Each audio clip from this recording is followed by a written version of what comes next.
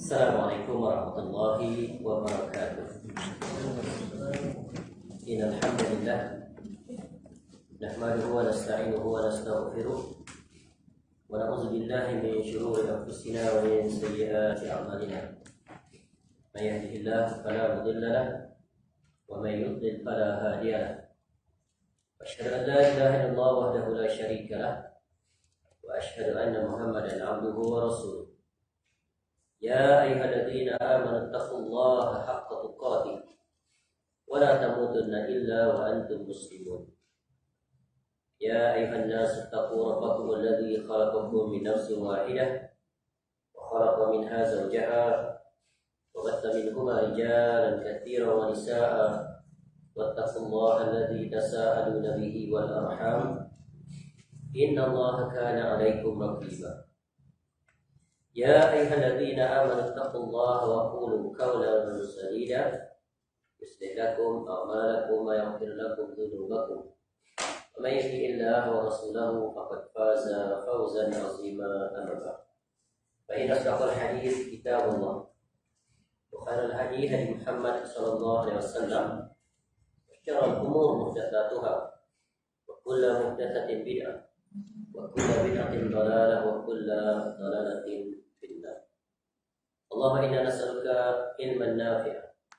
Ya Allah, kami memohon kepada Engkau ilmu yang bermanfaat, wa rizqan thayyiban, dan rezeki yang baik, wa amalan mutaqabbala, dan amal yang diterima. Alhamdulillah, kita mengucap syukur kepada Allah SWT dapat bertemu kembali pada petang ini untuk kita sama-sama mengambil faedah daripada kitab yang sedang kita pelajari, yaitu Jalan Golongan yang Selamat, yang disusun oleh Syekh Muhammad bin Jamil Zainu rahimahullah ta'ala. Kitab yang membahaskan tentang akidah dan juga manhaj, yang terdiri daripada 46 bahagian ataupun 46 bab yang ditulis, yang disusun secara ringkas untuk memberikan kefahaman dengan cepat dan mudah bagi kita. Apatah lagi ditambah dengan sedikit penjelasan, mudah-mudahan dengan itu akan memberikan kefahaman kepada kita terkait tentang urusan agama yang merupakan kewajipan untuk kita mengilmui, memahami, mengamalkannya dan mengajak manusia kepadanya. InsyaAllah kita masih berada pada bab ataupun bahagian yang ke-11, pengertian Wahabi, mulai muka surat 59, dan kita berhenti pada muka surat 63. Iaitu pada bahagian ini masih lagi pada perbahasan tentang pengertian Wahhab. Tujuan bab ini adalah untuk memberikan kefahaman yang benar agar kita selamat daripada berbagai syubhat yang dinisbahkan kepada dakwah yang dibawa oleh Syekh Muhammad bin Abdul Wahhab rahimahullah ta'ala. Sedangkan Syekh rahimahullah adalah seorang ulama yang berjuang untuk memperbetulkan keadaan kaumnya ataupun masyarakatnya ketika itu, yang mana mereka itu terjatuh di dalam pelbagai pelanggaran dan penyimpangan yang terkait tentang urusan agama, terkhusus bab yang terkait tentang akidah, yang agama tidak memberikan toleransi dan tolak ansur. Kerana akidah itu adalah pokok yang wajib dijaga, dipertahankan dan disampaikan kepada manusia, walaupun amat dijangkakan tentang perlawanan dan penentangan. Pasti kelompok yang sudah selesa dengan situasi yang mereka lakukan itu pasti akan bangkit dan mempertahankan apa yang mereka lalui selama ini, dan mereka akan menggunakan berbagai cara. Dan itulah sunnatullah para pendakwah di sepanjang zaman, dimulai daripada Nabi Nuh AS sampailah di zaman kita ini. Apabila ada sekelompok daripada kalangan umat Nabi SAW yang menyeru agar kembali kepada tauhid yang benar, menjauhi kesyirikan dan segala hal yang terkait dengannya, kukuh di atas sunnah dan menjauhi segala perkara-perkara yang menyimpang yang disebut sebagai bid'ah, maka pasti akan ada penentangan yang sengit dari kalangan kaum muslimin sendiri. Maka benarlah sabda Nabi SAW bahawa kebenaran itu tak akan terkalahkan oleh kebatilan, dan kebenaran itu diukur dengan kebenaran itu sendiri, bukan diukur dengan ramai, dengan bilangan majoriti, tokoh-tokohnya yang ramai, tetapi semuanya itu diukur dengan sejauh mana mereka menepati kebenaran. Dan kebenaran itu di sepanjang zaman tak pernah jarang dia berada di pihak majoriti. Selalunya dia adalah pihak minoriti. Iaitu di antara cirinya sepanjang zaman. Ya, sebab itu Nabi SAW menyebutkan, ya, Islam itu bermula dengan dagang asing dan dia akan kembali dalam keadaan asing. Lalu apa kata Nabi SAW? Ya, fatuba lil ghuraba, maka beruntunglah orang-orang yang asing itu. Siapa mereka yang asing itu? Yaitu ketika manusia berada di dalam kerosakan, penyimpangan, ada segelintir, sekelumit atau sedikit daripada mereka itu yang bangkit untuk memperjuangkan kebenaran, sebagaimana sabda Nabi sallallahu alaihi wasallam, la tazalu ta'ifatun min ummati zahirina 'alal haqq la yadurruhum man khadalahum hatta ya'tiya amrullah. Ya, sentiasa akan ada di kalangan umatku sekelompok yang mereka itu yang memperjuangkan kebenaran, tidak membahayakan mereka orang yang menghinakan mereka sehingga keputusan Allah datang. Ya, hadis riwayat Muslim. Baik, sekarang kita masuk kepada, ya, lanjutan penjelasan Syekh rahimahullah terhadap pengertian Wahabi, yaitu pada muka surat 63, di mana saya berhenti pada perenggan yang ketiga, yaitu di Hijaz. Dia yang Syekh rahimahullah melihat, yaitu tentang pemujaan kuburan para sahabat, keluarga Nabi, ya, serta kuburan Rasulullah SAW.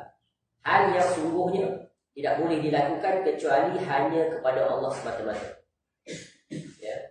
Kalau kita pergi ke, ya, perkuburan Baqi' pada hari ini, ya, kita lihat satu pemandangan kuburannya yang sangat sederhana.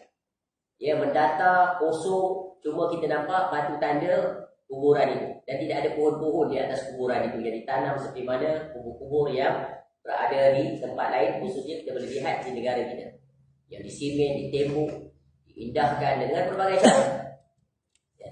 Yang sebenarnya sebelum Syekh rahimahullah datang, kuburan itu seperti kuburan yang kita lihat di zaman sekarang, yang dibina bangunan-bangunan tinggi, tembok-tembok.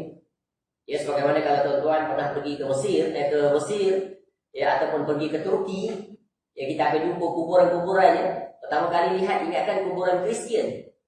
Ya, rupa-rupanya kuburan Islam, batu-batu lempeng tu yang besar keping, besar-besar. Ya, padahal kuburan yang dibina, yang diperintahkan oleh Nabi SAW adalah sangat sederhana. Bahkan Nabi SAW telah memutuskan Sayyidina Ali radhiyallahu anhu untuk meratakan kuburan yang ditinggikan. Ya, Nabi SAW perintahkan kepada menantunya dan anak saudaranya, sepupunya.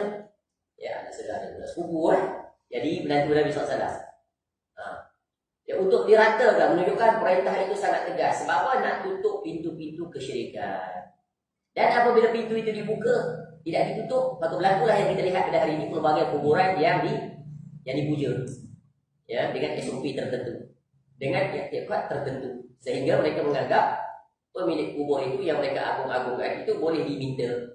Datanglah mereka berbondong-bondong untuk memohon hajat. Yang paling dekat dengan kita, tengah pergi ke Indonesia. Pergilah ke kuburan yang dianggap keramat, yang dikenali sebagai kuburan para wali songo. Ya, landed saja dekat Surabaya, ya, naik kenderaan pergi ke Sunan Ampel, kuburan di situ, di kawasan kampung orang Arab.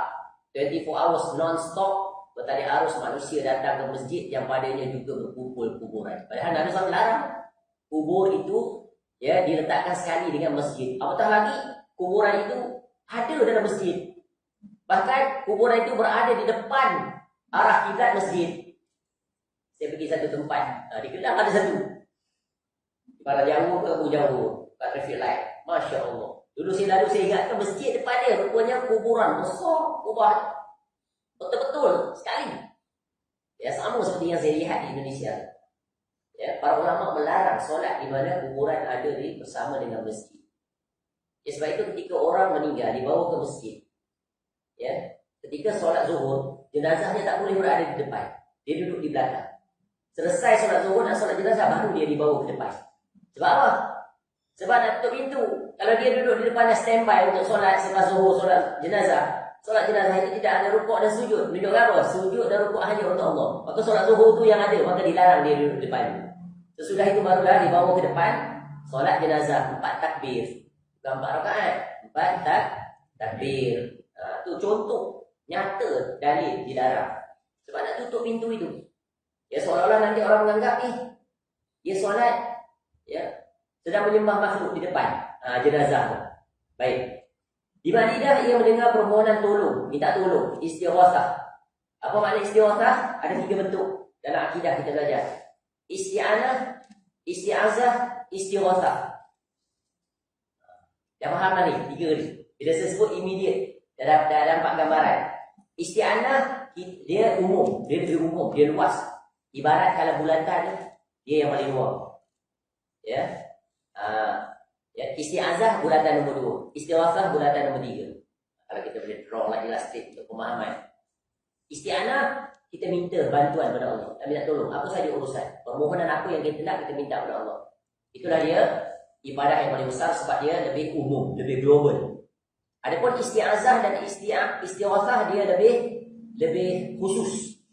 Dia lebih khusus, lebih fokus, dia spesifik pada perkara tertentu. Sebab itu ya, ayat Quran, iyyaka na'budu wa iyyaka nasta'in, itu adalah meminta pertolongan, bantuan. Adapun isti'azah, memohon secara khusus daripada Allah perlindungan daripada kejahatan sesuatu yang kita tak inginkan berlaku. Jadi isti'azah ni dia in advance, permohonan untuk preventive measure supaya jangan berlaku. Supaya jangan berlaku. Ya, perlindungan daripada kejahatan syaitan, jin dan sebagainya. Adapun istighatsah, memohon agar diangkat segala kesulitan atau musibah. Spesifik dia kepada kesulitan, musibah, perkara yang kita tak suka, ya, perkara yang dah berlaku. Perkara dah berlaku, what went wrong. Kalau isti'azah, what can go wrong. Boleh faham tu? Benda belum berlaku dan benda berlaku. Tapi kalau isti'anah, dia global, menyeluruh. Jadi ada nasyid kan, arifna ya Rasulullah. Perempuan Indonesia tak punya Islam kau main. Itu adalah dilarang sebab minta bantuan daripada Nabi SAW untuk diangkat kesulitan. Boleh tak kita minta pada Nabi SAW ketika Nabi SAW sudah wafat dan Nabi SAW tidak memiliki kemampuan? Walaupun kalau Nabi SAW hidup, kerana ia hanyalah yang mampu dilakukan Allah Ta'ala. Seperti dia angkat kesulitan. Nabi SAW boleh tak angkat kesulitan seseorang? Tak boleh. Ya, kerana itu hanya Allah Ta'ala saja yang boleh. Cuma kalau kita Nabi SAW hidup, boleh datang kepada Nabi SAW minta agar Nabi SAW mohon doa kepada Allah. Itu dalam urusan akhirat. Ya, dalam urusan dunia boleh tak minta bantuan kepada Nabi SAW? Boleh. Ya, sebagaimana kaum Mudar, ya, datang kepada Nabi SAW dalam keadaan pakaian telanjang, mencoba camping, miskin sangat. Kaum yang sangat miskin. Salah satu kabilah Arab yang istimewa datang bertemu Nabi SAW pada satu siang, dan di leher mereka ada pedang. Maknanya mereka ini adalah orang-orang memang kabilah Arab, memang senjata, masing-masing kabilah jaga ya keselamatan dan juga mereka ikut dalam pertempuran. Lalu Nabi SAW ketika melihat kaum Mudar itu, Nabi SAW berubah wajahnya, ya, sedih dan kasihan. Tuaifnya lah, kaum ni miskin sungguh. Sebab tu Nabi SAW seorang yang very sensitif, jiwanya halus, lembut, sangat terpukul dengan keadaan itu. Lalu Nabi SAW pun perintahkan, Nabi SAW pun masuk rumah dan keluar rumah. Kemudian Nabi SAW perintahkan Bilal azan, kemudian solat. Summa solat, ya, pas solat Nabi SAW bersolat, kemudian Nabi SAW naik di atas mimbar, menyampaikan ceramah. Nabi SAW baca ayat yang saya baca mukadimah tadi. Ya ayuhan nas, inna khalaqnakum, ya ayuhan nas, ya ittaqullah. Kemudian ya ayyuhalladzina amanu taqullaha wal tanzur nafsum ma qaddamat lighad, dan seterusnya. Kemudian Nabi SAW sebut ya tentang keutamaan bersedekah. Maknanya Nabi nak bagi syarat kepada para sahabat tu, orang susah tu. Jangan berhati je, ya, berbuat. Lalu seorang lelaki Ansar segera balik, dah bawa banyak buah tamar sehingga dia tak mampu nak bawa banyak sangat. Lalu para sahabat lain tengok dia buat pun semua sekali bawa apa yang ada untuk bantu kaum Mudar. Lalu bercahayalah, bersinarlah wajah Nabi SAW gembira. Kemudian datanglah hadis man sanna sanatan, hadis tentang iaitu perintah untuk buat sunnah hasanah. Bukan bidah hasanah, sunnah hasanah. Ya. Apa makna sunnah hasanah? Barang siapa yang buat sunnah hasanah kemudian diikuti oleh orang lain, maka dia dapat pahala tanpa mengurangi pahala dia. Dia dapat pahala orang lain mencontohinya. Dan barang siapa yang melakukan sunnah sayyi'ah, dia dapat dosa dan orang yang mengikutinya.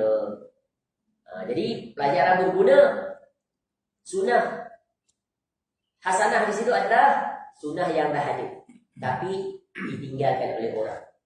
Kemudian dia hidupkan, maka itu adalah ya sunnah yang diperintahkan. Bukan bid'ah. Bid'ah ni benda tak ada lagi. Dia reka, kemudian dia promote supaya orang buat. Itu bukan dapat dosa, dapat pahala. Dapat dosa.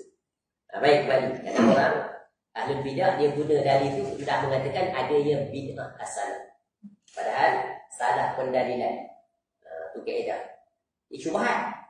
Ya, syubhat ni memang banyak. Kalau kita tak teliti, tak buat kajian, tak cross check, kita tak buat kerja rumah sendiri, just terima bulat-bulat, maka terjatuhlah dalam perkara syubhat.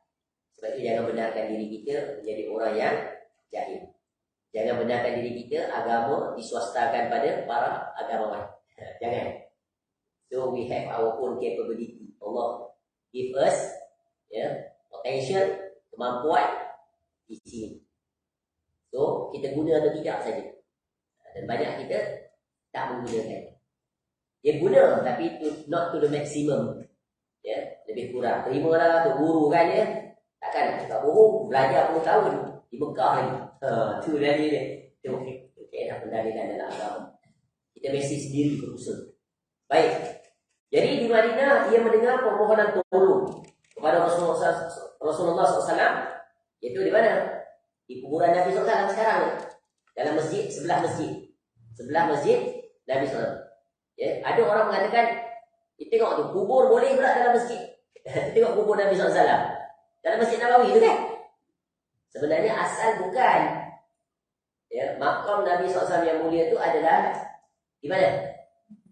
Dalam rumah milik Aisyah radhiyallahu anha. Dan rumah isteri-isteri Nabi SAW semuanya bersebelahan dengan masjid. Tak jauh-jauh sebelah kan. Tu satu-satu kamarnya. Ya. Kemudian pada zaman khalifah yang mana entah, dia pun berhajat nak memasukkan kamar Aisyah radhiyallahu anha itu dalam penguasaan masjid. Dan ada sahabat yang melarang, tapi dia tak dengar. Dilarang sebab para sahabat sangat mengetahui dilarang berkumpulnya perkuburan dengan masjid. Dan juga yang kedua, kuburan Nabi SAW adalah pengecualian. Kenapa? Ada hadis yang mengatakan setiap Rasul mereka itu dimakamkan di mana tempat mereka wafat. Jadi Nabi SAW wafat di situ, maka di situlah dikebumikan sebagaimana kata Abu Bakar As-Siddiq radhiyallahu anhu. Ini kena tahu, ada ilmu. Kadang orang datang ke syubhat untuk membenarkan mereka buat kubur bahkan dalam masjid. Tempat kita ada tak kubur dalam masjid? Tapi kalau di India dan sebagainya, di Indonesia dalam masjid dia. Padahal dilarang. Baik, Rasulullah SAW yang sungguh bertentangan dengan Al-Quran dan sabda Rasulullah SAW. Al-Quran menegaskan, wala tad'u min dunillahi ma la yanfa'uka wa la yadurruk fa in fa'alta fa innaka idzam minadh zalimin. Dan janganlah kamu menyembah apa-apa yang tidak memberi manfaat dan tidak pula memberi mudarat kepada kamu selain Allah.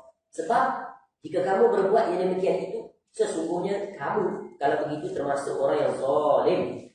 Surah Yunus ayat 106. Jadi menyembah di sini apa maksud? Ibadah. Dan jangan kita constrainkan ibadah tu hanya rukuk, sujud, solat, zakat, puasa, haji. Tak. Ibadah itu luas. Sebagaimana kata Ibnu Taimiyah rahimahullah, al-ibadatu hiya ismun jami' likulli ma yuhibbuhu Allah wa yarda min al-aqwal wal af'al az-zahiratu wal batinah. Ibadah itu adalah satu nama yang mencakupi cakupan yang luas. Apa yang dicakupnya? Iaitu apa-apa saja yang Allah Ta'ala cintai, apa-apa yang Allah Ta'ala redai, sama ada dari segi perkataan ataupun perbuatan. Dan perbuatan itu datang daripada dua jurusan, perbuatan anggota tubuh badan dan perbuatan di sini. Perbuatan apa? Hati.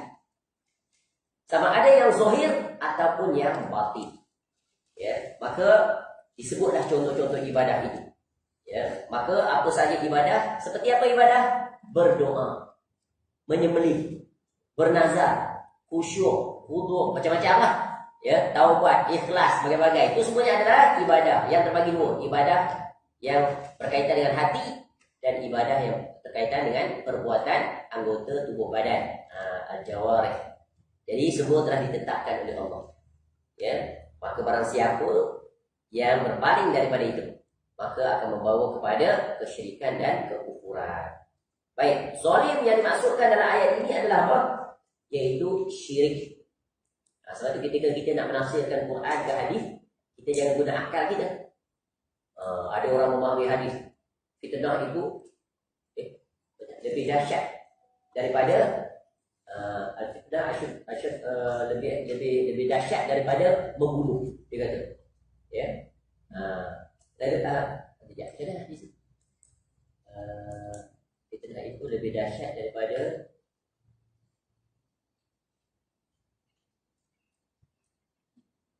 fitnah itu lebih dahsyat daripada membunuh. Dia fahamkan fitnah itu adalah fitnah macam kita fitnah orang. Kata orang tu, kata orang ni, dia faham ikut akal dia. Padahal fitnah ni siapa? Mengikut para ulama, iaitu syirik. Dia bagi kata dia kena fitnah. Ya, lebih dahsyat daripada membunuh. Jadi kalau nak memahami istilah-istilah Quran, sebab terkadang fitnah itu merujuk kepada ibtila ataupun imtihan. Ya, terkadang terlibat fitnah itu iaitu tentang peristiwa-peristiwa akhir zaman. Ada fitnah di sini maksud dia apa? Syirik. Siapa yang bagi maksud ni? Iaitu kalau tak Nabi SAW, para sahabat dan juga para ulama yang memahami. Suatu kali Rasulullah SAW berkata pada anak pamannya, itu anak pakcik, pak saudara, Abdullah bin Abbas radhiyallahu anhuma, "Idza sa'alta fas'alillah, wa idza sta'anta fasta'in billah." Ada ni panjang. Jika engkau memohon, ya, maka mohonlah kepada Allah. Dan jika engkau meminta pertolongan, mintalah pertolongan kepada Allah. Kita telah jelaskan bahawa meminta pada makhluk diizinkan sesuai dengan ketentuan yang telah ditetapkan. Minta pada Allah juga memang itu adalah kewajipan. Ya, ada yang boleh kita minta pada makhluk, pada masa yang sama kita boleh juga minta pada Allah. Ada yang kita minta memang hanya pada Allah, tak boleh minta pada makhluk. Seperti apa? Seperti tadi, ya, memohon yang agak kesulitan, diberikan kesihatan, dipertemukan jodoh, dikurniakan anak, ya, dijadikan kita istiqamah di atas ketaatan, mati dalam keadaan iman, masuk syurga. Semuanya boleh tak minta pada makhluk yang ini? Boleh tak kita minta pada Nabi SAW? Atau kita minta pada Jibril AS? Atau kita minta para ulama yang keramat, dikatakan wali-wali itu yang telah mati? Tak boleh semuanya. Kerana semuanya kembali berhajat kepada Allah Ta'ala. Kerana Allah Ta'ala itu, ya, yang memiliki ar-rububiyah. Semua itu adalah af'al Allah, perbuatan Allah. Makhluk tidak ada kemampuan. Baik, Syekh Muhammad bin Abdul Wahab rahimahullah menyeru kaumnya kepada tauhid dan berdoa, yakni memohon kepada Allah semata-mata. Sebab ialah yang maha kuasa dan yang maha menciptakan. Sedangkan selainnya adalah lemah dan tak kuasa menolak bahaya dari dirinya dan dari orang lain. Kalau kita buka kitab-kitab Syekh rahimahullah, kita akan jumpa semua ni. Semua apa yang dia sebut. Tak ada satu pun yang diajak pergi minta pada makhluk, pergi ke kuburan, dia percaya perkara khurafat, takhayul, buat amalan bid'ah. Tidak ada. Ya, semisal kitab yang paling ringkas seperti kitab Al-Usul Al-Thalathah wa Adillatuha. Pernah belajar dia? Nah, tak pernah dengar. Ya. Dulu saya ada bagi suruh beli buku tu kan. Buku yang risalah-risalah tulisan-tulisan Syekh rahimahullah banyak. Yang tu yang kulit hijau. Kulit hijau tu, yang puan pegang tu. Cuba tuan tengok ada tak? Tajuk kitab dia Usul Salasah, ataupun 3 landasan atau 3 perkara. Yang itu memang dipelajari. Syekh-syekh sentiasa mensyarahkannya. Kerana memantapkan pemahaman kita tentang tauhid. Sungguh besar faedah kita ini. Ya, pelajari. Ya, boleh tengok dekat YouTube, tulis syarah Usul Salasah. Akan jumpalah syekh-syekh, sama ada syekh kita di Malaysia atau syekh di Indonesia. Kita akan jumpa banyak. Dengar, buka kitab, belajar. Kena ambil inisiatif macam tu. Apatah lagi di zaman sekarang Allah bagi kita nikmat yang tak terhingga dari sisi terbukanya ilmu. Kuncinya daripada kita, nak atau tidak. Allah bagi kita enough time, ample time for us to fully utilize how we manage, how we arrange our time. Ya, apatah lagi tuan-tuan yang jadi suri rumah, lagi banyak masa. Ya, dengan tidak juga memberi keuzuran pada tuan-tuan. Kalau nak pergi kerja, duration perjalanan half an hour pergi, half an hour balik, dah 1 jam, habis dah satu sini. Betul kan? Handphone ada, pasang je tu, on saja. Pasang telinga saja. Bukan payah. Kalau 10 tahun pergi ulang alik kerja, ya, next session saya boleh beristirahat. Tuan pula naik tadi. Syarah kitab Usul Salasah. Boleh atau tidak? Boleh atau tidak? Boleh. There is nothing impossible. Everything is possible. Even impossible, we can turn it to possible. InsyaAllah. Syarat kemahuan. Allah pasti akan tunjukkan jalan. Kalau tak ada kemahuan, sentiasa meletakkan di depan alasan, forever. Ya, impossible majam. Jadi hidup jangan mendatangkan alasan. Apatah lagi dalam urusan akhirat. Majada wajada. Surah Al-Quran, walladzina jahadu fina lanahdiyannahum subulana. InsyaAllah Allah akan. Lepas tu iza sa'alta fas'al. Bila kamu tak minta pada Allah. Ya, tak ada satu yang mustahil. Allah boleh bagi. Ya, tengok kisah-kisah yang dipaparkan dalam Al-Quran, tapi ini mukjizat lah. Tapi menunjukkan Allah dia fa'alul lima yurid. Tengok kisah Nabi Zakaria alaihissalam. Betul kan? Dah tua dah. Memang tak ada harapan nak ada anak. Begitu juga Nabi Ibrahim alaihissalam. Ya, isterinya Sarah alaihissalam. Tak ada harapan nak dapat anak. Dia sebut umur hampir 100 tahun. Perempuan dah awak dah waktu tu. Laki still okay. Betul kan? Kemudian malaikat datang. Diutuskan untuk pergi ke kaum Nabi Lut alaihissalam. Nak menghapuskan, nak terbalikkan kaum Lut, kaum Sodomi tu. Ya, tapi singgah dulu rumah Nabi Ibrahim alaihissalam. Sampaikan khabar gembira. Ketika itu Sarah duduk di tepi tingkap pintu. Senyum dia mendengar berita yang disampaikan. Ya, bagaimana mungkin aku boleh hamil pada anakku? Tapi malaikat kata itu gambaran daripada Allah. Yang Sarah nanti akan melahirkan anak namanya Ishak, dan Ishak pula akan melahirkan Yakub alaihissalam. Ada 5 orang rasul yang Allah bagi nama sebelum mereka dilahirkan. 5 orang rasul. Quran paparkan. Belum lahir lagi dah bagi nama dah. Contoh ni tu. Siapa lagi 3? Siapa lagi 3? Guess lah, guess. Salah tak apa. Tak kena denda. 5 orang rasul Al-Quran. Tadi saya sebut apa? Ishak dan Yakub alaihissalam. Yang ketiga siapa? Nabi Yahya alaihissalam. Yang keempat Nabi Ma'rif. Nabi apa? Nabi Isa alaihissalam. Yang kelima Nabi kita. Mimba disbuhu Ahmad. Nabi Isa alaihissalam sampaikan khabar gembira, betul kan? Akan datang nanti sesudah aku seorang rasul. Apa nama dia? Mimba disbuhu Ahmad. Nabi Isa alaihissalam tu kata pada Bani Israel tu. Nabi Israel belum ada lagi. Berapa distance? Jarak di antara Nabi Isa alaihissalam dengan Nabi SAW mengikut para ahli sejarah sekitar 600 tahun. 600 tahun tu. Ini bukan ramalan. Ini bukan ramalan. Ini memang kenyataan. Bukan prediction, bukan. Sebab dah ditetapkan oleh Allah. Sebab wahyu kan. Tapi apa berlaku bila datang seorang rasul yang namanya Ahmad atau Muhammad dalam bahasa Arab, ya, mereka kata hadza sihrun mubin. Tu. Ibaq ismuhu Ahmad falamma ja'ahum bil bayyinat qalu hadza sihrun mubin. Kan mereka dia tukar sini pada Nabi sallallahu alaihi wasallam. Memang begitulah. Ya. Sunnatullah. Orang yang datang memperjuangkan kebenaran, walaupun pribadi dia tak dapat dicari, walaupun sebesar zarah kecacatan, ya, tetap mereka mencari pelbagai alasan. Ya, guna character assassination pun gagal. Apa lagi dia nak buat? Ya, tuduh tukang sihir. Tuduh Al-Quran juga sihir. Tak makan, tak lut, tepat. Sebab itu kebenaran dia tak akan terkalahkan oleh kebatilan. Datanglah dengan macam mana pun. Dia ibarat air yang mengalir, walaupun ditahan, akhirnya tahanan itu akan lawan-lawan pecah. Ya, dia akan terus. Ya, kalau dia tak ikut laluan asal, dia akan ikut laluan yang lain. Begitulah sunnatullah yang telah Allah tetapkan bagi kebenaran dan orang-orang yang membawa kebenaran.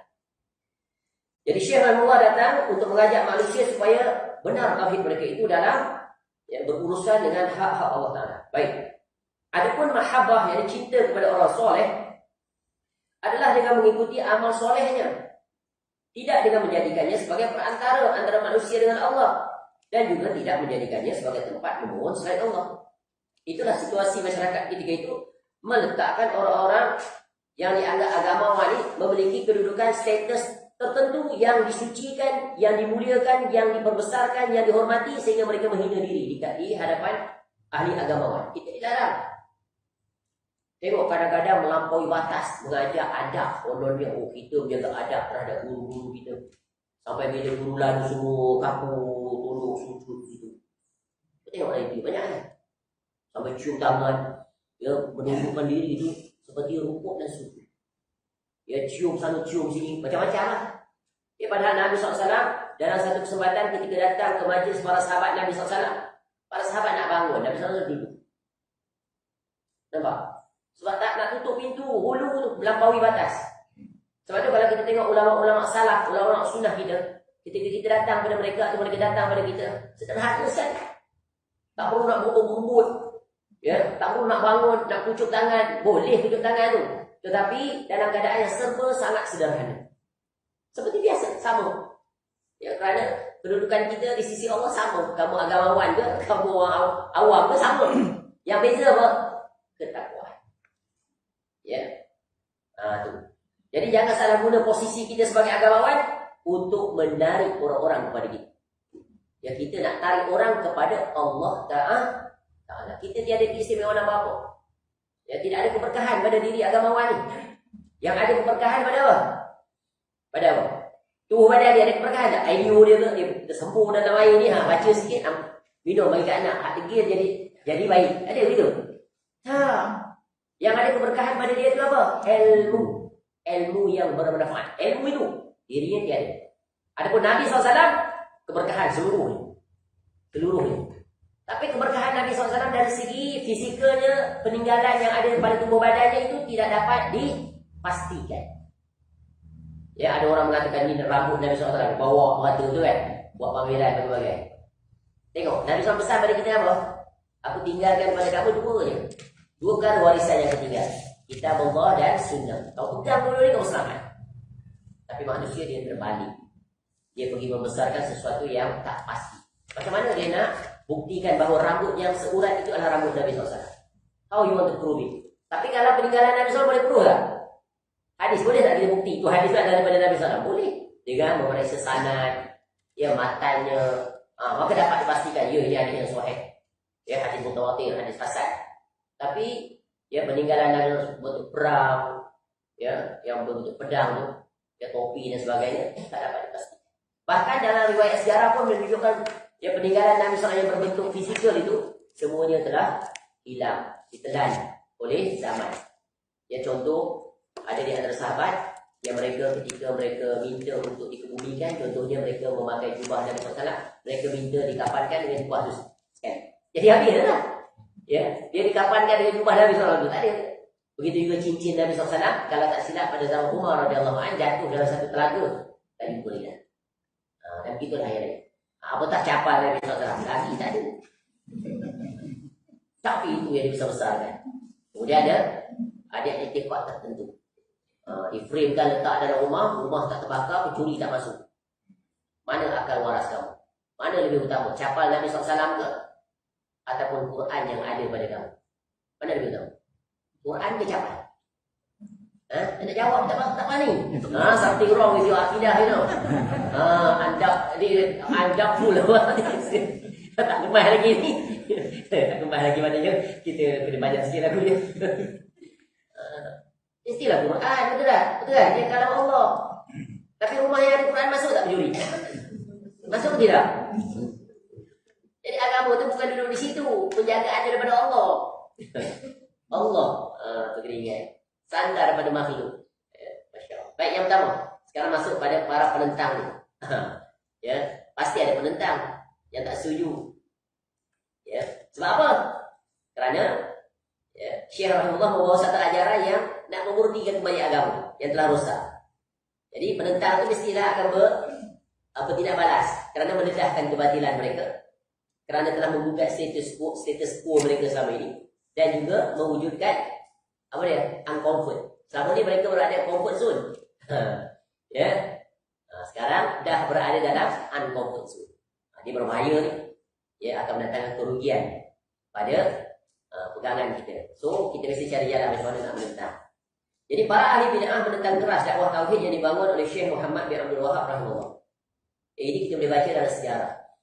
Ya, sebab itu tuan-tuan, nanti saya akan bagi serangkaian list buku-buku untuk tuan-tuan ya, berinisiatiflah baca beli. Sebab satu tajuk ni tuan-tuan kita kena buat cross reference banyak. Kita ni orang yang belajar kena rajin membaca. Ya, rajin baca, rajin beli buku. Dua benda ni baru kita akan jadi orang yang berilmu. Ya, kalau hanya berpandukan apa yang saya sampaikan ni sangat sedikit, sangat minimal.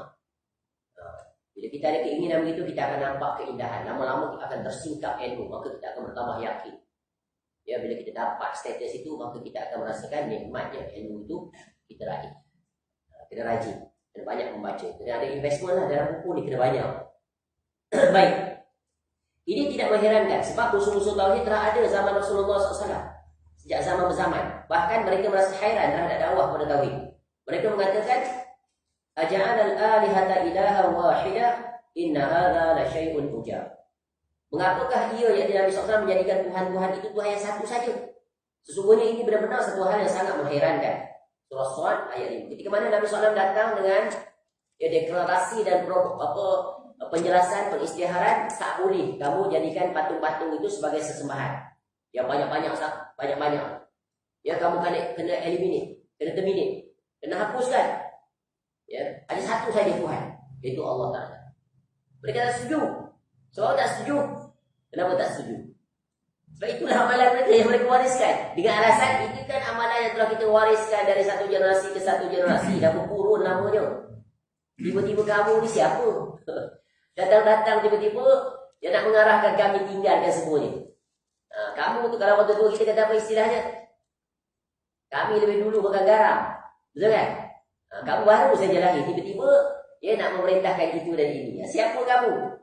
Alasan klasik yang diulang-ulang, skrip yang sama dari zaman ke zaman. Sama. Ya, musuh-musuh Syekh memulai perbuatan kejinya dengan memerangi dan menyebarluaskan berita-berita bohong tentangnya. Banyak ni tuduhan-tuduhan kepada Syekh rahimahullah. Ya, namun ulama-ulama mempertahankannya. Contoh dulu Syekh rahimahullah, dia sebenarnya nak mengaku jadi nabi. Tapi sebab dia khawatir, dia sembunyikan dalam diri dia. Masuk akal tu. Bahkan mereka mengatakan Syekh Muhammad Abdul Wahab rahimahullah tu, dia adalah rasul palsu, macam Musailamatul Kadzdzab. Sampai tahap tu. Tak masuk akal. Padahal yang keluar daripada mulut dia adalah qala Rasulullah wa qala Allah wa qala Rasul. Ajak manusia bukan kepada dia. Bukan pada membesarkan dia. Bukan pada mengkultuskan dia. Tak sekali-kali. Tak diizinkan. Dia ajak semua dia untuk kita beribadah hanya kepada Allah. Berbeza dengan orang sekarang, tengok. Ajak orang puja dia, puji dia, sebut dia, jadi follower dia. Ya, angkat dia, bagi gelaran yang pelbagai. Ya, yang tak layak pun. Bagi syekh lah, al-alamah lah, al-musdid lah, al-hafiz lah. Ya, padahal dia periksa pun tak lulus universiti. Bagi syekh lah, periksa 9/100. Tak tahu faham ke tidak. Oh, terkenal merata orang musuh, bagi syekh. Yang sepatut panggil syekh, tak panggil syekh, panggil ustaz saja. Di kalangan orang-orang sunnah, salafi ni. Oh, ada alim. Tapi gelaran biasa je, ustaz. Bagi doktor, padahal jauh ganda dengan kawan tadi tu, yang dia panggil syekh. Oh, past student pula. Daripada STM sampai ke PhD. First class saja, memanjang. Nampak tak? Jadi orang sunnah ni, orang-orang yang mengajak kepada dakwah sunnah ni, kita panggil dakwah salafiah ni, dia tak membesarkan gelaran. Tak heran dia tak panggil syekh, padahal layak semua lah. Dia tulis kitab punya banyak. Semua dia penuh dengan dalil. Ceramah saja. Qala Allah wa qala Rasul, keluar daripada mulut dia. Lancar. Yang satu lagi tu, Tok Syekh kita kata, Tok Syekh, Tok Wali kita. Ya, Tok Syekh itu, Tok Syekh ini. Sekian-sekian. Mana dia? Qala Allah wa qala Rasul. Nampak tak? Tuan-tuan perhati. Kita akan dapat bezakan. Kalau tuan-tuan ingin kebenaran, Allah akan tunjuk satu persatu. Duduk dalam majlis yang dibesarkan Allah dan Rasul mana lebih baik? Duduk dalam majlis yang dibesarkan untuk guru. Sikit-sikit guru, sikit-sikit ijazah daripada tu guru. Yang ini Nabi SAW pesan pada kita. Allah Ta'ala berfirman. Mana lebih utama tuan-tuan? Tak ada jawapan juga. Tak cukup. Between stimulus and response, you have between stimulus and apa satu lagi? Lupa keadaan. You have freedom to choose. Meaning that you must be proactive. Immediate response. Proses dia masa sikit. Musim hujan. Seluruhnya marah. Musuh-musuh Syekh memulai. Dan seterusnya lah. Bahkan mereka bersekongkol untuk membunuhnya. Dengan maksud agar dakwahnya terputus dan tak berkelanjutan. Sampai dia ancam bunuh. Kalau kita baca tentang sejarah permulaan dakwah dia, ketika dia duduk dengan satu ketua kabilah, tak ingat nama apa dia. Dia ancam dia. Ya. Lalu dia pun keluar bermusafir bersendirian. Hampir mati dalam perjalanan bermusafiran di padang pasir. Kemudian, ya, Yang nama Suud tu, nama aku tu, yang negara Arab Saudi tu, nama Suud tu lah datang bantu dia. Setuju, terima dia. Tu. Ya. Kalau baca kisah dia menarik. Perjalanan dia bagaimana ujian, kesabaran, kesungguhan, keyakinan dia tahap tertinggi pada Allah. Akhirnya Allah berikan kejayaan. Dan Allah jaga dakwah dia sampai sekarang, Arab Saudi tu. Cuma sekarang lah, tercemar banyak lah. Oleh pemerintah yang baru. Tapi bukan tercemar dari sisi ni, tercemar dari sisi maksiat banyak. Betul kan? Unsur dan bagai-bagai. Ya, atas nama kemajuan, liberalisasi dan liberalisme. Betul kan? Tapi tak heran lah, memang itu tanda-tanda hari kiamat. Ya. Yang selamat pun kota suci dulu. Tapi yang itu pun dihimpit. Betul kan? Dihimpit daripada pelbagai arah. Dan last sekali, Dajjal yang akan menghimpit, tapi tak boleh masuk lah. Jadi jangan heran. Ya, dia baru saja diserang. Negara kita dah lali ya. Sudah memburuk negara Arab Saudi. Macam negara Malaysia tu bagus. Padahal apa yang tak datang Malaysia ni? Dah lama dah sepati dah. Bahkan kita anggap biasa dah. Betul kan? Baik. Tetapi Allah Ta'ala menjaganya dan memberinya penolong. Sehingga dakwah tauhid tersebut tersebar luas di Hijaz. Dan di negara-negara Islam lainnya. Tengok Allah bantu. Sampai sekarang dakwah tauhid. Ya, kesyirikan dapat dikawal. Amalan bid'ah dapat dikawal. Tak ada kuburan-kuburan yang dipuja, disembah. Ya, cuma kita pergi sana pandai-pandai ada buat macam-macam. Ya, buat majlis tahlil dan berbagai. Ya, buat macam-macam. Yang itu di luar kawalan lah. Macam mana tu kan? Berjuta manusia datang. Tapi prinsip dia tegak di atas tauhid. Sebab apa? Dia boleh bertahan. Sebab telah buat perjanjian di antara keluarga Syekh Muhammad Abdul Wahab rahimahullah dan keluarga Syekh Suud itu. Raja Suud. Ya, anak keturunan dia agama otoriti pada keluarga Syekh Muhammad Abdul Wahab rahimahullah. Pemerintahan kepada keseluruhan Suud. Jadi tak adalah konflik. Tak adalah nak berebut, betul kan? Macam kita ni. Berebut siang malam, tak selesai lagi tu nak berebut lagi. Sebab jadi dia tahu otoriti di mana. Agama bagi kami yang akan jalankan. Raja bagi support. Dia pula akan sokong raja. Dia nasihat raja. Kalau kamu maksiat, kamu langgar, para ulama akan bernasihati dan menegur. Tapi tidak cara teguran seperti kita. Dia naik atas mimbar, dia atas ceramah ni, provokasi dan sebagainya. Tak. Ya. Tapi datang bertemu dengan pemerintah, nasihat. Face to face. Ya. Kami selaku ulama mengikut wasiat dan kita tegur. Dan dia tak perlu pula istihad pada rakyat. Aku dah pergi tegur lah Ustaz. Tak perlu, agama tak suruh seperti itu. Sebab itu akan buka pintu fitnah. Kalau orang tak faham kaedah ini, maka mereka mengatakan ulama-ulama Saudi itu berkompromi, biarkan maksiat berluasa. Tengok apa jadi macam ni.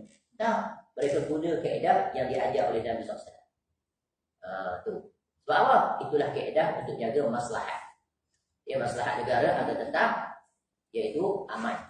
Supaya tidak jatuh walaupun satu jauh. Bayangkan bila hilang kaedah hidup, maka kita lihat apa yang berlaku di pelbagai negara umat Islam, sehingga jauh umat Islam jatuh berguguran, seolah-olah dia ada nilai. Fitnah lebih besar tak? Lebih besar. Baik, meskipun demikian, hingga saat ini masih ada pula sebagian orang yang menyebarluaskan berita-berita bohong. Misalnya mereka mengatakan dia, yakni Syekh Muhammad bin Wahab rahimahullah, adalah pembuat mazhab yang kelima. Tu bila orang sebut Wahabi itu tu mazhab baru, mazhab yang kelima. Kan? Kalau ceramah ustaz-ustaz Islam dia tuduh begitu. Dalam masjid dan surah dia kata, Wahabi ni adalah mazhab yang kelima, mazhab yang sesat, keluar daripada Ahli Sunnah wal Jamaah. Mana jamaah kalau keluar, kafir lah. Tapi dia tuduh orang Wahabi suka mengkafirkan mereka. Dia tu yang tuduh. Dia takfirinya mereka. Dia sesat, kufur, dia wajib dibunuh sampai tahap tu. Ya, wajib dihapuskan mereka itu. Tengok ucapan-ucapan pemimpin mereka, ustaz-ustaz itu guru dia. Ya, dituduhnya Wahabi ni iaitu dahaga darah sehingga dibunuhnya umat Islam. Padahal fakta menafikan perkara itu. Ya, tetapi begitulah bahayanya. Mereka tak boleh dah nak guna cara lain. Nak guna Quran hadis, Syekh ni memang pakai. Nampak tak? Jadi caranya seperti itu, buat tuduhan-tuduhan palsu. Macam tadi tuduh dia mengaku jadi Nabi. Nanti dia tuduh Syekh Muhammad rahimahullah tu benci, marah pada orang yang berselawat. Ya, tak suka pada keluarga Nabi SAW. Syekh rahimahullah waktu tu dah dituduh. Dan Syekh jawab satu persatu. Dia kata apa? Ya, sungguh ini satu kedustaan. Ya, ada buhtanun azim. Ya, maksudnya Allah. Yang ini sungguh satu penipuan pembohongan yang di atas namakan aku. Padahal aku lebih diri daripada apa yang mereka tuduh. Sebab itu kita tak boleh terima Ya, berita-berita ya dengan seadanya kita kena cross check betul ke dia. Ya, padahal dia terkenal dalam mengajak manusia kepada tauhid, dan kitab-kitab dia semua menjadi bukti. Orang-orang yang menuduh tu barangkali kitab dia pun dia tak baca. Dan orang-orang yang menerima tuduhan itu pun tak baca. Ikut sama-sama. Wah, Wahabi sesat ya. Wahabi itu macam satu lembaga yang sangat mengerikan lagi menakutkan. Padahal tidak. Kalau dia hayati, dia tengok, dia pelajari, pasti dia akan tahu itu adalah kebenaran. Dan itulah yang banyak berlaku pada para ulama yang asalnya menentang dakwah Syekh. Ya, baik zaman dia ataupun zaman sekarang, bila mereka mengkaji kitab-kitabnya, mereka takjub. Akhirnya mereka kembali menjadi pendukung. Nanti akan dibagi satu contoh. Ya. Padahal dia adalah seorang penganut mazhab Hambali, kerajaan Arab Saudi itu. Dituduh oleh orang sebagai apa? Wahabi, betul kan?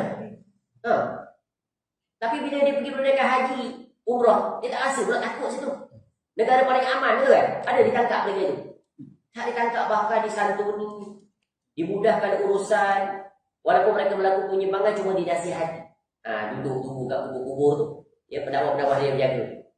Minta kepada Allah, jangan minta pada ahli kubur. Tapi orang Malaysia fikir bantah pula lawan. Sampai tahap. Ya. Orang bisa ukur kat kawasan tu.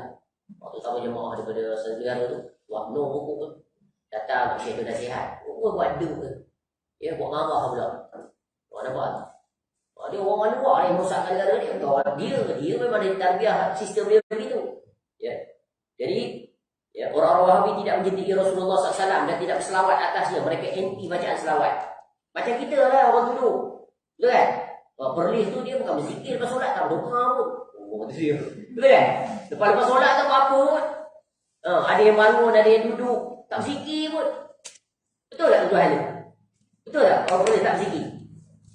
Betul tak dia tak berdoa? Tak betul kan? Dia berzikir sesuai cara Nabi SAW. Duduk masing-masing berzikir. Sebab zikir itu iaitu ya, sama-sama berzikir, bukan berzikir bersama-sama. Faham bahasa? Sama-sama berzikir itu maknanya masing-masing. Kalau zikir bersama-sama, satu tu yang ikut. Tu beza. Yang Nabi SAW perintah yang mana? Sama-sama berzikir ke zikir bersama-sama? Sama-sama berzikir. Meaning that each of us, we do our own duty. Ikut our rhythm lah, nak cepat ke nak lambat ke, betul kan? Jadi kalau ikut imam, alamak. Kalau dia speed highway, mengah lah kita. Ya, tarik nafas panjang, tak ada. Nampak tak? Itu hak pribadi lah kita. Tak ada kaitan lah dengan imam zikir lepas solat. Imam tu solat aja. Doa kita pun tak ada kaitan dengan dia. Kita sendirilah doa, kita nak minta apa. Ya, kadang dia minta pun kita tak faham apa, pakai amin je. Masalah dia minta doa, siap. Tuduh tak ada berselawat. Padahal orang-orang yang berjalan di atas sunnah Nabi SAW ini dah yang paling bersungguh berselawat. Setiap kali nama disebut Nabi Muhammad Rasul, mereka akan kata sallallahu alaihi wasallam. Itu tak kencang saya ketika kuliah. Saya sebut tak? Ketika saya sebut Nabi, saya akan kata sallallahu alaihi wasallam. Rasul berapa kali saya akan sebut. Kecuali tuan-tuan tak perhatian lah. Ya, nak tengok. Berbeza dengan mereka itu. Bila sebut Rasul, kadang dia berselawat. Di tempat yang tak sebut selawat, dia berselawat. Ceramah sikit Allah Rasulullah Muhammad. Ceramah sikit Allah Rasulullah. Stres gitu. Ayat gantung panjang. Betul kan? Mana ada contoh seperti itu? Itu kan pengucapan yang bermasalah. Ya, poor communication skill. Nak sampai mesej sangkut. Macam kereta right? Berhenti kejap bila dah sampai. Lambat tak? Di mana kita nak berselawat? Kita disebut nama Nabi SAW. Disebut Rasul. Cuma perasan. Ketika dia nak disebut Nabi Rasul Muhammad, jarang dia berselawat. Saya bagi assignment, tuan-tuan tengok. Ada tak 3 dia setiap kali tu dia sebut? Tak, sesekali je. Padahal yang di situ tu yang kita disuruh untuk berselawat kepada Nabi SAW. Itulah bila kita tinggalkan sunnah, begitulah Allah tunjuk sendiri melalui lisan dan perbuatan. Itu bagi orang yang observant, orang yang perhatian. Tengok, dah. Ya. Padahal kenyataannya Syekh Muhammad bin Abdul Wahab rahimahullah telah menulis kitab Mukhtasar Sirah Ar-Rasul sallallahu alaihi wasallam, ringkasan sejarah Rasulullah sallallahu alaihi wasallam. Ini ada dalam translation bahasa Inggeris. Terbitan Salam yang Saudi dia, Salam UK, pelibut Mukhtasar. Ya, daripada kitab Zadul Ma'ad. Ya, terjemahan Indonesia ada, Malaysia ada. Kalaulah dia tak suka pada Nabi sallallahu alaihi wasallam, buat apa dia karang buku tentang sirah Nabi SAW, orang yang menuduh Syekh Muhammad rahimahullah tu kitab tentang Rasul tu dia tak garap. Tak payah. Masuk akal kan kita percaya orang yang tuduh? Ya, kita nak percaya orang yang tuduh kan nak percaya orang yang dituduh? Dan orang yang dituduh tu proven, dia ada evidence. Ada peninggalan ada kitabnya. Ya, kalau orang mencintakan nak tulis betul kan? Itu menunjukkan saking cintanya pada Nabi SAW. Asbab dia tulis tentang sirah Nabi SAW, esok dia dapat syafaat Nabi SAW. Kita yang tuduh dia, apa buku yang kita tulis? Sebab teliti. Dia tahu kadar diri, jangan tuduh. Buat tuduhan sembrono, sebab benci tuduh. Ya, Allah larang. Allah perintahkan kita bersikap adil. Check, recheck. Ya, verify. Then only validate. True or false. If true, accept, disseminate. If not, hold, keep it for yourself. Or delete, put true dalam dustbin. Betul kan? Itu kaedah. Itu tak disebar. Kau dapatlah dosa sampai hari kiamat. Tuan dah mati lah. Tapi dosa dia, dia dipanggil dosa jariah. Orang tua kata dosa kering. Sia-sia amanah. Nampak? Perhatian. Kitab ini bukti sejarah atas kecintaan Syekh Muhammad bin Abdul Wahab rahimahullah kepada Rasulullah SAW. Mereka mengada-ngadakan berbagai cerita dusta tentang Syekh rahimahullah. Ya, yang kerananya mereka bakal dihisap pada hari kiamat kelak. Berhati-hati. Ya, berhati-hati. Nak tuduh orang setelah kita yakin sebenarnya dengan bukti-bukti yang boleh kita pertahankan. Di dunia dan juga di akhirat. Di dunia barangkali kita boleh lepas. Tapi di akhirat kita nak lepas bagaimana di hadapan Allah. Ya, itu pasti. Ya, supaya kita selamat. Seseorang yang dapat dipercaya memberitahukan kepada penulis, Syekh Rahimah cerita pengalaman dia, bahawa ada salah seorang ulama yang memperingatkan dalam pengajian-pengajiannya dari ajaran Wahabi. Ada satu syekh ni dalam kuliah selalu ingat, oh ni bahaya Wahabi sekian. Semua tuduhan-tuduhan. Satu hari salah seorang dari hadirin memberinya sebuah kitab tulisan Syekh Muhammad bin Abdul Wahab rahimahullah. Sebelum diberikan kepadanya, dia hilangkan terlebih dahulu nama penulisnya. Maknanya ni kitab, kalau sirat kitab tu adalah kitab Tauhid. Syekh ada satu kitab yang bagus, kitab Tauhid. Dia buang kulit, tak ada dalam garam. Lalu dia letak atas meja Syekh. Dia datang ziarah, dia kawal ke Syekh tu. Syekh, aku ada satu buku ni. Sebab kau Syekh, aku nak tanya lah pendapat macam mana buku ni. Okey ke tak? Boleh baca ke tidak? Boleh jadi panduan ke tidak? Itu dalam satu cerita yang lain lah. Lalu Syekh pun dia tinggal lah, dia balik. Lepas tu berapa hari dia datang. Syekh tu pun buka buku, Masya Allah, Quran hadis. Kemudian kesimpulan. Tak lupa apa-apa. Lepas tu Syekh kata, bagus buku ni. Ya, Quran dengan hadis saja, dalil saja. Lalu kata kawan yang bagi buku kan, Syekh tahu tak siapa pengarang? Pengarang dia tu yang Syekh kutuk dia tu. Dia kata macam-macam lah kuliah. Itulah Syekh Muhammad bin Abdul Wahab rahimahullah. Mula-mula dia masih lagi, ya, melaknat dan sebagainya lah. Dia memang ada lewat. Kemudian dia pun menyesal. Dan dia mula pula mengajar kitab itu kepada murid-murid. Nampak? Sebab selama ni barangkali dia tak semak. Dia dengar saja. Kan kita betapa banyak kita percaya kepada apa yang kita dapat daripada turun-menurun. Betul kan? Bila kita cross check rupa-rupanya, ya Allah, ni bukan daripada agama, berita palsu. Ya, maka berapa lama dah kita mempercayainya. Itulah begitu berlaku. Jadi ulama itu pun membaca kitab tersebut dan amat kagum dengan kandungannya. Setelah mengetahui siapa penulis buku yang dibacanya, mulai dah dia memuji Syekh Muhammad bin Abdul Wahab rahimahullah. Sebab itu kewajipan kita baca, pelajari, buat kajian, buat perbandingan, dan puncaknya minta kepada Allah. Itulah yang boleh kita buat. Puncaknya minta kepada Allah supaya Allah berikan kepada kita pilihan yang terbaik. Jika benar ajaran yang dibawa oleh Syekh Muhammad bin Abdul Wahab rahimahullah ni, ya Allah cenderungkan hati untuk aku mengikuti. Jika tidak, ya Allah jauhkan. Tapi syarat dulu-dulu kena kosongkan lah. Tak ada stand apa-apa lah, betul kan? Kalau ada kecenderungan, tetap di situ. Sebab itu syarat nak dapat hidayah ni adalah, iaitu kita bersihkan jiwa kita, ikhlaskan untuk mendapat petunjuk daripada Allah. Tapi kalau kita dah letak setting kita, tetap nak berpegang dengan apa yang kita ada, maka quite difficult untuk dapat hidayah. Sebab apa? Kita bukan cari kebenaran. Kita nak menetapkan pembenaran. Apa yang kita buat, walaupun dia salah. Banyak orang kita takut untuk buat kajian. Sebab apa Syekh dia kata kat dia? Kamu tak baca dalam buku-buku Wahabi ni, nanti kau baca bosan. Itu tak jadi. Dia kena buah tu. Bila dia kata begitu, patutnya something wrong somewhere. Why our Syekh told us like that? But right, he should encourage us to read, to compare, to do our own analysis, betul kan? Sebab agama mengajar gitu. Agama mengajar kita. Jangan ikut kebanyakan orang. Nanti mereka akan menyesatkan kamu dari jalan Allah. Jangan dengar kata orang. Ya jangan dengar, jangan terima bulat-bulat. Kita kena clarify. Macam kita terima berita lah dalam urusan dunia. Ya kita terima bulat-bulat. Tak kan? Kita cari tahu, kita cross check, kita tengok. Oh rupanya tak betul. Tinggalkan. Oh rupanya betul. Okey, baru accept. Sebelum kita nak distribute pada orang lain. Baik, yang kedua. 5 minit rest. Nak habis kan? Tidak, waktu sendiri tak habis-habis bang. Dalam sebuah hadis disebutkan. Ini juga fitnah. Apa dia tuduhan pada Syekh Rasulullah. Allahumma barik lana fi syamina wa fi yamanina. Qalu wa fi najdina. Qala hunalika zalazil wal fitan. Wa biha yadlu'u qarnus syaitan. Ya Allah, berilah berkah kepada kami di negeri Syam dan di negeri Yaman. Mereka berkata, dan di negeri Najd atau Najd. Rasulullah SAW berkata, di sana banyak terjadi berbagai gempa dan fitnah. Dan di sana tempat munculnya tanduk syaitan. Atau dalam hadis lain disebut dua tanduk syaitan. Yang muttafaqun alaih. Jadi hadis ini orang letakkan, sematkan pada Syekh Muhammad Abdul Wahab. Dia kata Najd itu memang Syekh Abdullah dia lahir di Najd. Ya. Tapi maksud hadis ini dengan hadis-hadis yang lain, Najd di situ, Najd itu dalam bahasa Arab maksudnya tempat tinggi, tanah tinggi. Tanah tinggi. Lawannya tanah rendah. Ketika Nabi SAW ucapkan dalam hadis lain, Nabi tunjuk ke arah timur. Daripada bumi Madinah itu Nabi SAW tunjuk arah timur. Arah timur itu adalah Iraq.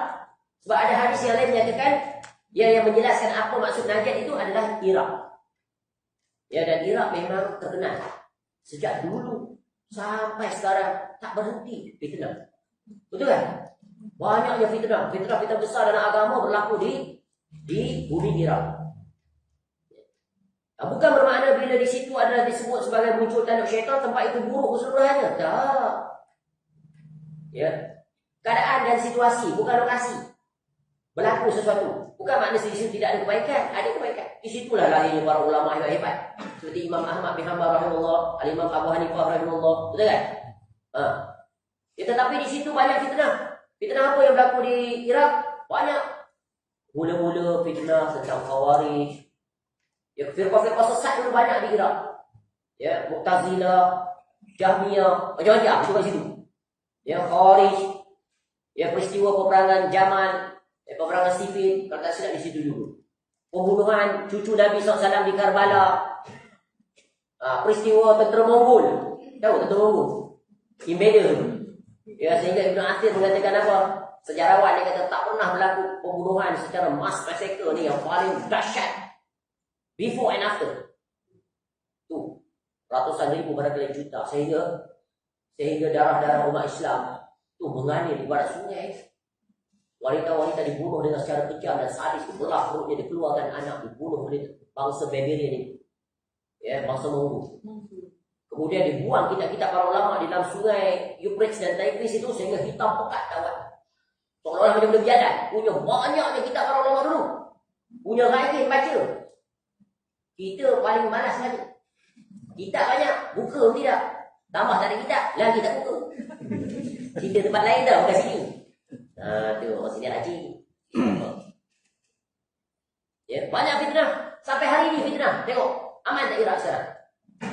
Syiah pula take over. Betul kan? Dulu boleh pergi ke Iraq belajar dan sebagainya. Sekarang tak boleh.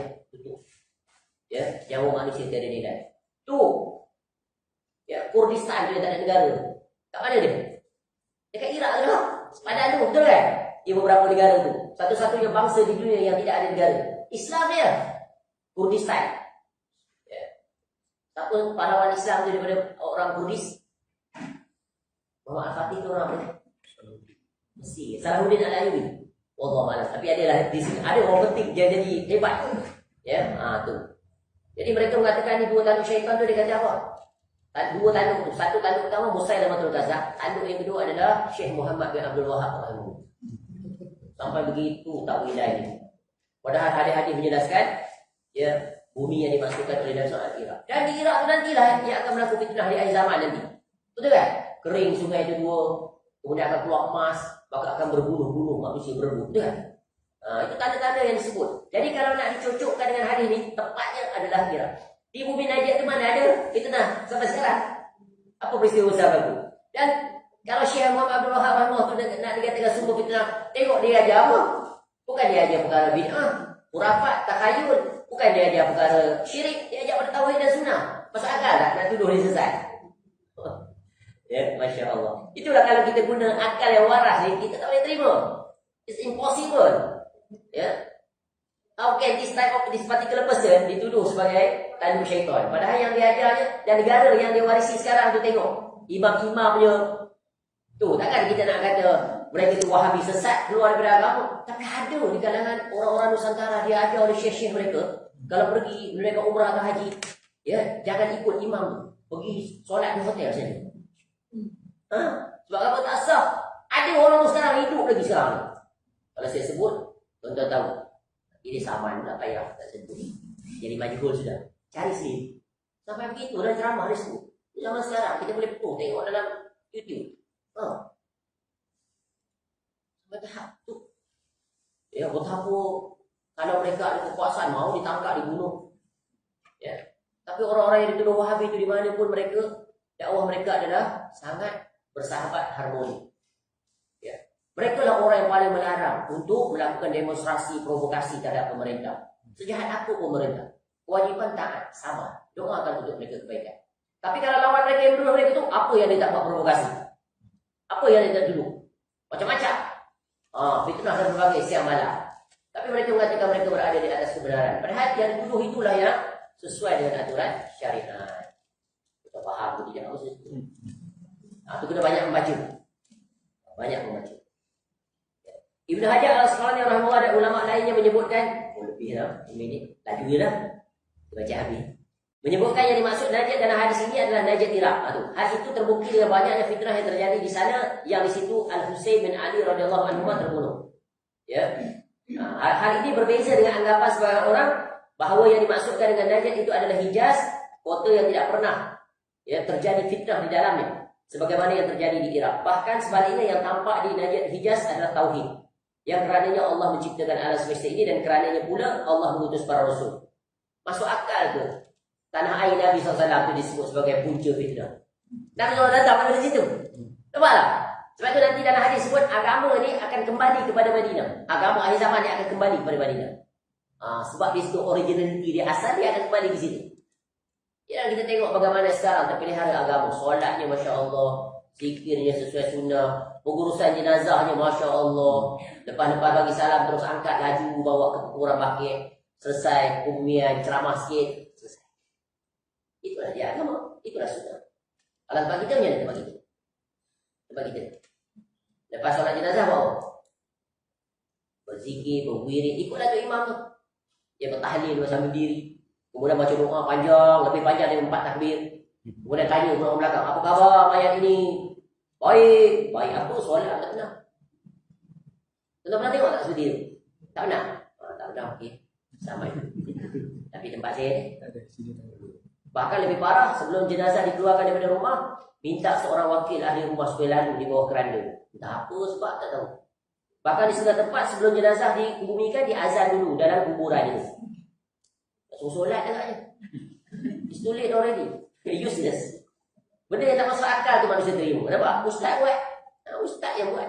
Ustaz tu bukan Nabi. Kena ingat kaedah tu selama-lamanya. Baik, yang terakhir. Sebahagian ulama yang adil sesungguhnya menyebutkan bahawa Syekh Muhammad bin Abdul Wahab rahimahullah adalah salah seorang mujaddid, pembaharu abad ke-12 Hijrah. Mujaddid ni adalah siapa? Allah utuskan setiap 100 tahun. Ya, sebagaimana dalam hadis riwayat Abu Daud disebut, innallaha hayab'atsu li hadhihi al-ummah ala ra'si kulli mi'ati hasanah man yujaddidu laha dinaha. Ya, pada permulaan abad ataupun pada awal 100 tahun yang pertama, setiap 100 tahun Allah akan utuskan seorang mujaddid. Apa tujuannya? Untuk mentajdid agama. Bila manusia keluar daripada aturan agama, jatuh dalam kesyirikan dan berbagai, akan ada para ulama yang datang, sama dia bersendirian atau ramai, untuk mengingatkan umat kembali di atas tauhid, kembali di atas sunnah. Jadi siapa yang bagi gelaran mujaddid ni? Ya, banyak orang tak setuju. Mujaddid apa? Ya, ia penyesat umat. Dia tak sedar. Tok guru dia, pada segala tok guru dia pun memberikan gelaran mujaddid kepada dia. Kalau ditanya pada orang-orang itu yang menuduh Syekh Rahimahullah yang berbagai gelar, kalau tanya dia, kenal tak siapa Syekh Muhammad Yasin Al-Fadani rahimahullah ta'ala, seorang ulama besar Nusantara, musnid dunia. Musnid dunia orang kata tak? Yang mana yang ahli riwayat, sanak-sanak terkumpul pada dia. Yang paling banyak riwayat guru dia. Dia menyebut dalam salah satu kitab dia, dalam sanad dia menerima daripada ulama-ulama salafi. Dia pada guru-guru daripada salafi. Ya. Lebih daripada 20 orang guru-guru. Salah seorang tu, ya, ketika mana dia mengambil riwayat dan menyebut, dia kata apa? Ketika sampai kepada sanad itu kepada Syekh Muhammad bin Abdul Wahab rahimahullah, dia belajar. Dia ada sanad kita Syekh Muhammad bin Abdul Wahab rahimahullah. Mungkin tuan-tuan tak faham ni pun, tak pernah dengar. Ya. Dia sebut, diberi gelaran pada Syekh Muhammad bin Abdul Wahab rahimahullah itu sebagai Syekhul Islam Al-Imam Al-Mujaddid. Takkan dia jalan-jalan nak bagi, melainkan memang dah layak untuk Syekh. Ini oleh Syekh Muhammad Yasin Al-Fadani. Ya, rahimahullah ta'ala, seorang muslim dunia yang sangat terkenal. Di mana sanak-sanak riwayatan kita, ya, ulama Nusantara ini keseluruhannya, dunia seluruhnya akan lalu kepada dia. Banyak kali. Sehingga sahabat kita dia banyak yang diriwayatkan. Ini seorang ulama yang hebat, ulama asal daripada Padang, Sumatera, Indonesia, tapi tinggal di bumi. Atau kalau kita banyak membaca, kita akan temui kebenaran. Ya, akan terbungkamlah musuh-musuh, kerana ini datang daripada sumber mereka sendiri, iaitu syekh mereka. Ya, mereka menulis buku-buku tentang beliau. Di antara para pengarang yang menulis buku tentang beliau rahimahullah ada Syekh Ali Otawi rahimahullah, yang telah menulis buku tentang silsilah tokoh-tokoh sejarah. Di antara tokoh yang beliau sebutkan adalah Syekh Muhammad bin Abdul Wahab rahimahullah dan Ahmad bin Irfan rahimahullah, seorang ulama India, disebut sebagai Mujaddid. Dalam buku tersebut beliau, ya, rahimahullah, menyebutkan bahawa akidah tauhid sampai ke India dan negeri-negeri lainnya melalui jamaah haji dari kaum muslimin yang terpengaruh dengan dakwah tauhid di kota Makkah. Kerana itu penjajah Inggris yang menjajah India ketika itu bersama-sama dengan musuh-musuh Islam memerangi akidah tauhid tersebut. Hal itu dilakukan kerana mereka mengetahui bahawa akidah tauhid akan menyatukan umat Islam dalam melawan mereka. Penjajah yang bagi gelaran Wahabi, memberikan konotasi-konotasi buruk, lalu diamini oleh ulama-ulama yang menyimpang sampai hari ini. Selanjutnya mereka memandung, buat provokasi, mengerahkan kaum Murtafizah. Siapa itu? Orang-orang bayaran, orang-orang pahan, agar mencemarkan nama baik dakwah kepada tauhid.